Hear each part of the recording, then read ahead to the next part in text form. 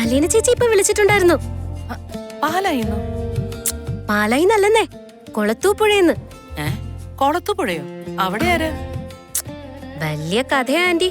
ആ കഥയാണെങ്കിൽ കേട്ടിട്ട് തന്നെ കാര്യം. കുറെ നാളായ ഒരു കഥാപ്രസംഗം കേട്ടിട്ട്. കഥാപ്രസംഗത്തില് പാട്ട് വേണ്ടേ? ഈ കഥയില് പാട്ടില്ല. ആ സാരമില്ല, നീ പറഞ്ഞോ. ഒരിടത്തൊരിടത്ത് ഒരു സ്റ്റാൻലി ജോസഫ് എന്നൊരു പട്ടാളക്കാരനുണ്ടായിരുന്നു. ആ പട്ടാളക്കാരൻ ആഗ്ര എന്ന സ്ഥലത്ത് വെച്ച് ഒരു മലയാളി പെൺകുട്ടിയെ കണ്ടുമുട്ടി പ്രേമിച്ചു. പട്ടാളക്കാർക്ക് പ്രേമിക്കാനോടെ നേരം? ഈ പട്ടാളക്കാരൻ നേരം ഉണ്ടാക്കി ഭയങ്കര സ്ട്രോങ് ആയിട്ട് പ്രേമിച്ചു. എന്നിട്ട്? പക്ഷേ ആ പട്ടാളക്കാരന്, സ്റ്റാൻലി ജോസഫിന്, ആ അതെ സ്റ്റാൻലി ജോസഫിന് ആ പെണ്ണിനെ കല്യാണം കഴിക്കാൻ പറ്റിയില്ല. എന്തുകൊണ്ട് പറ്റിയില്ല?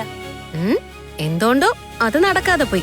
ആ പെണ്ണിന്റെ പേരാണ് വൈജയന്തി അല്ലേടി? കറക്റ്റ്. ആന്റിയുടെ ഉത്തരം ശരിയാണ്. ആന്റിക്ക് 10 പോയിന്റ്. വൈജയന്തി മാലയുടെ കഥയൊന്നും ഞാനിനി പറയണ്ടല്ലോ, അത് നമുക്ക് എല്ലാവർക്കും അറിയാം.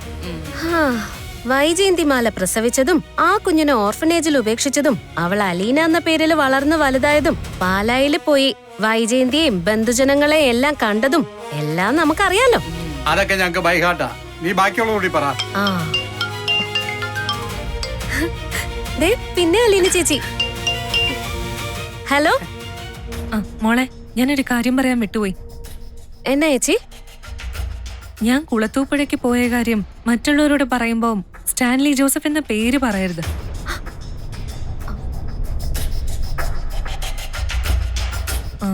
പകരം വേറെന്തെങ്കിലും പേര് പറഞ്ഞാ മതി.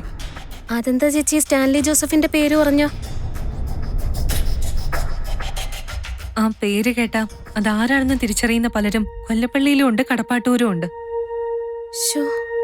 ചേച്ചി, ഞാനിവിടെ അങ്കിളിനോടും ആന്റിയോടും ആ പേര് പറഞ്ഞു പോയല്ലോ. അങ്കിളും ആന്റി അറിയുന്നതുകൊണ്ട് ഒരു കുഴപ്പമില്ല. വേറെ ആരും അറിയാതിരുന്നാ മതി. ആ അത് ഞാൻ ഏറ്റു. ആന്റിക്ക് ഫോൺ കൊടുക്കട്ടെ, നേരിട്ട് സംസാരിച്ചോ. ഹലോ അലീന.